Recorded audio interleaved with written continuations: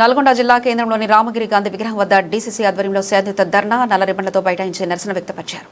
Neat పరీక్షల లీకేజీపై ప్రధాని స్పందించి బాధ్యులపై చర్యలు తీసుకోవాలని డిమాండ్ చేస్తూ కేంద్ర విద్యాశాఖ మంత్రి ధర్మేంద్ర ప్రధాన్ రాజీనామా చేయాలని, విద్యార్థుల భవిష్యత్తుతో ఆటలాడొద్దని కేంద్ర ప్రభుత్వాన్ని హెచ్చరించారు. నల్గొండ జిల్లా డీసీసీ అధ్యక్షులు పున్నా కైలాష్ నేత మీడియాతో మాట్లాడారు.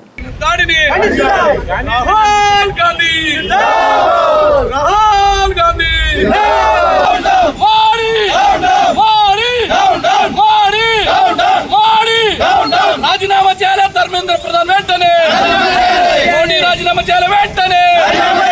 రాహుల్ గాంధీ, రాహుల్ గాంధీ, రేవంత్ రెడ్డి గారి నాయకత్వం, రేవంత్ రెడ్డి గారి నాయకత్వం. జై కాంగ్రెస్, జై కాంగ్రెస్.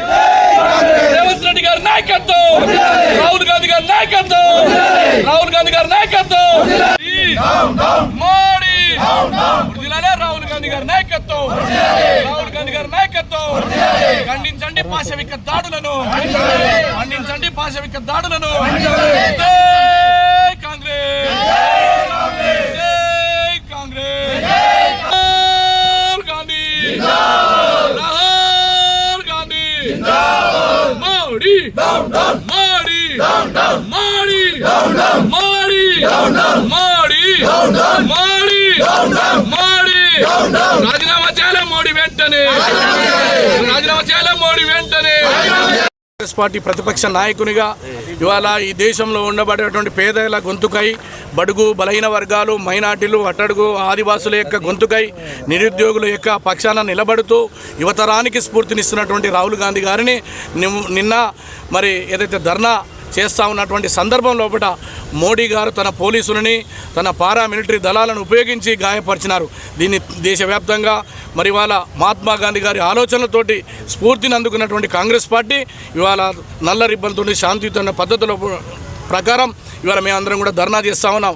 నీట్ పరీక్షల వల్ల సుమారు 25 లక్షల మంది విద్యార్థులు దేశవ్యాప్తంగా ఇబ్బంది పడ్డారు. దాని మీద ధర్మేంద్ర ప్రధాన్ గారు సమాధానం చెప్పాలి. మోడీ గారు సమాధానం చెప్పమంటే సమాధానం చెప్పరు. వారు సూటు బూట్లతోటి విదేశాలకు వెళ్ళి మరి ఎంజాయ్ చేస్తారు తప్ప ఈనాడు ఈ దేశంలో ఉండబడేటువంటి పేద విద్యార్థుల యొక్క ఏదైతే కష్టాలు ఉన్నాయో, కన్నీళ్ళు ఉన్నాయో మరి వీటి మీద మాట్లాడు. అనేక మంది ఆత్మహత్యలు చేసుకున్నారు. ఇలా ఏది చెప్పుకుంటూ పోయినా ప్రతి సంవత్సరం 2 కోట్ల ఉద్యోగాలు ఇస్తా అని చెప్పినారు. మరి నల్లధనం తీసుకొచ్చి ప్రతి ఖాతాలో 15 లక్షలు ఇస్తా అని చెప్పినారు. ఏ రకంగా చూసినా మోడీ గారి యొక్క ఫాసిస్టు పరిపాలన విధానాలని ఇవాళ ఈ దేశంలో ప్రస్తుత ఏకైక నాయకుడు రాహుల్ గాంధీ గారు. అటువంటి నాయకుని మీద ఇవాళ తుపాకులు ఎక్కుపెట్టి ప్రజాస్వామ్యాన్ని కూని చేస్తున్నటువంటి మోడీ గారి యొక్క విధానాలను నిరసిస్తూ ఉన్నాము. దేశవ్యాప్తంగా ప్రజలు మిమ్మల్ని ఎన్నుకుంటే ఇవాళ ఇచ్చేది ఏంటి? పోలీసులు, లాఠీలు, తూటాలు. ఈ రకంగా అంతకుమునుపు హర్యానా కానీ